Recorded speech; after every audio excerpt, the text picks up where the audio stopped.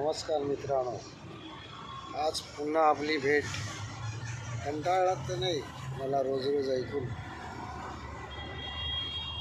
आज नेहमीप्रमाणे परत एकदा चालायला गेलो. चालता चालता रोजच्या मार्गावर एका ठिकाणी कबुतरांचा फार मोठा थवा दाणे टिपत होता. मी जे काही आता बोलणार आहे ते ऐकून तुमच्यापैकी काही कबूतर प्रेमींना राग येऊ शकतो, पण हरकत नाही. अनेकांच्या मनातलं का ते बोलतात कबुतरांविषयी, काय त्रास होतो याबद्दल बोललं तर निदान कबूतर प्रेमींना तरी कळेल. म्हणतात ना ते शांतता प्रिय पक्षी, गुटरुगू गुटरुगू, ऐकायला फार बरं वाटतं. पण तुम्ही जेव्हा झोपलेला असाल आणि गॅलरीतून जेव्हा आवाज येतो ना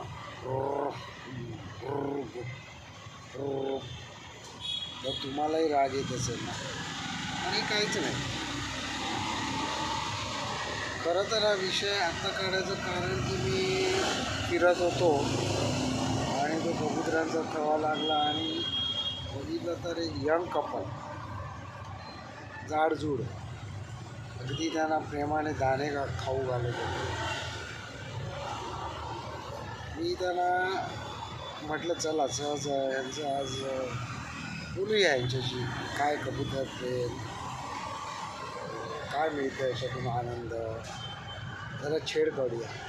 आणि माझ्या स्वभावाप्रमाणे मी छेड काढली. त्यांना म्हटलं गुड मॉर्निंग. ते पण म्हणे गुड मॉर्निंग. म्हटलं कळेल का मला की तुम्ही कबुतरांना रोज दाणे खाऊ घालता, काय त्याच्यामागचा उद्देश,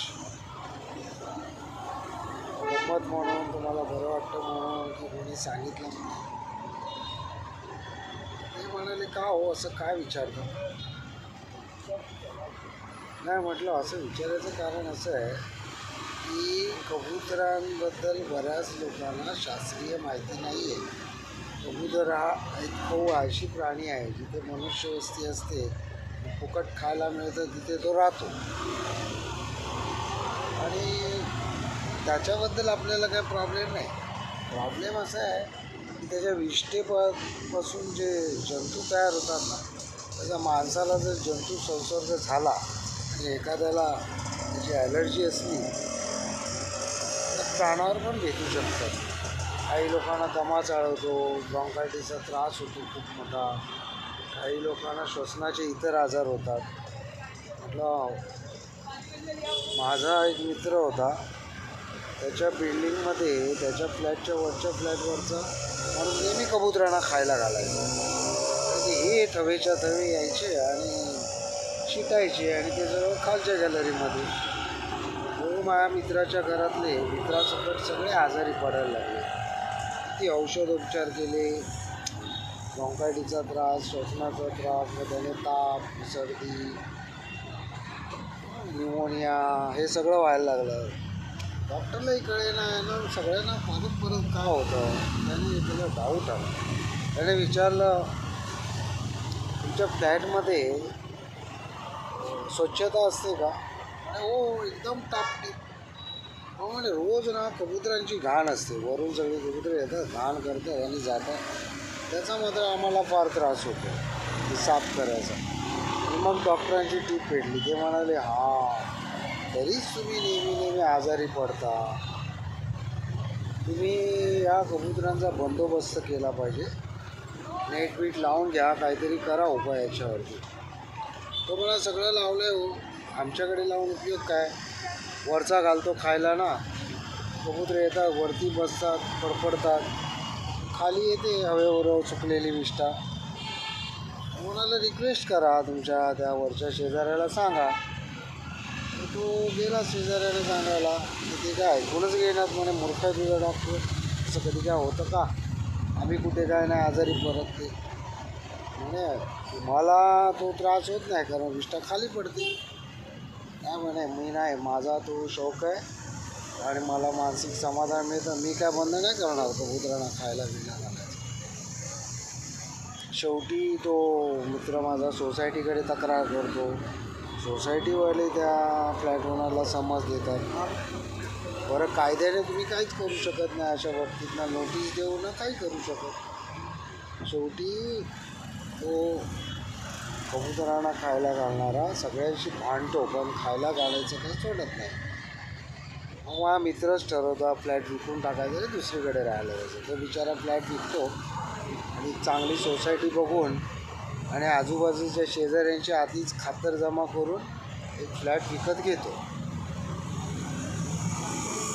म्हटलं मी पण ऐकलं आहे, खूप लोकांना सांगायचा प्रयत्न करतो, काही लोक ऐकतात. तुम्हालाही विचारलं की तुम्ही खाऊ घालताय त्याचा उद्देश काय. ते तरुण जोडपं थोडंसं जाडजूड ओबॅसिटी होती. ते म्हणालं काय नाही हो, आम्हाला हा पूर्वी शौक नव्हता, असंच एका व्हेजिटेरियन माणसाने सांगितलं, त्याचा धर्म मी सांगत नाही आम्ही तुम्हाला, पण तो म्हणा काय नाही कबुतरांना खायला घाला, ते तुम्हाला दुवा देतील. आणि आम्हाला आहे ना ते मुलं होत नाही आहेत म्हणून आम्ही फार ह्याच्यात होतो, तर आम्ही मग कुत्र्यांना खाऊ घालतो, कबुतरांना खाऊ घालायला लागलो, दुवा मिळायचं. हे असलो असं कुठे काय असतं काय, तुम्ही डॉक्टरी उपाय करा ना, डॉक्टरकडे जा. म्हणे नाही हो खूप केले सगळे वैज्ञानिक शास्त्रीय वैद्यकीय सगळे उपाय करून झाले, पण का होतच नाही. सगळे डॉक्टर सांगतात ते ओबेसिटीचा तुमचा प्रॉब्लेम आहे. आणि आम्ही ओबेसिटीवर भरपूर काय काय औषधं घेतली, सगळे प्रयत्न केले, पण काय होत नाही ती कमी हो. सगळ्या दीक्षितपासून सगळे पॅटर्न करून बघितले, पण काहीच होत नाही. तर म्हटलं चला दुवा तरी काम करते का बघूया, दवा नाही तर. म्हटलं तुम्हाला मी उपाय सांगू का. म्हटलं हे उपाशी राहण्याने काय जाडीबिडी कमी होत नाही. हा स्ट्रेसचा परिणाम असतो आणि फास्ट फूडचा परिणाम असतो. तुम्ही एक काम करा, बघा पटलं तर, पण ना फायबरवालं फूड खा, म्हणजे फळं सॅलड भरपूर प्रमाणात सकाळी खायची, दुपारी भरपूर खायची, जेवण कमी करायचं, पोट मात्र तुडुंब भरायचं हे सगळं खाऊन, कच्च्या भाज्या वगैरे. आणि रोज 1 तास चाला, बघा तुमची ओबॅसिटी कमी होईल नक्की. आणि त्याच्यानंतर मग मला तर वाटतं की तुमची प्रेग्नन्सी जर रिपोर्ट नॉर्मल असतील तर राहायला काही हरकत नाही तुम्ही. पण हे कबुतरांना वगैरे खायला घालू नका हो. तुम्ही ना माणसात पण बघा काय अशी माणसं असतात, त्यांना कोणी मदत केली ना की ती सुधरत नाही, ती अशी जाईत खाऊ होतात. आणि मग अचानक त्यांची मदत बंद झाली की ते देशोधडीला लागतं. तसं या प्राण्यांचं पण आहे हो. आपण उगाच त्या प्राण्यांना खाऊ पिऊ घालतो.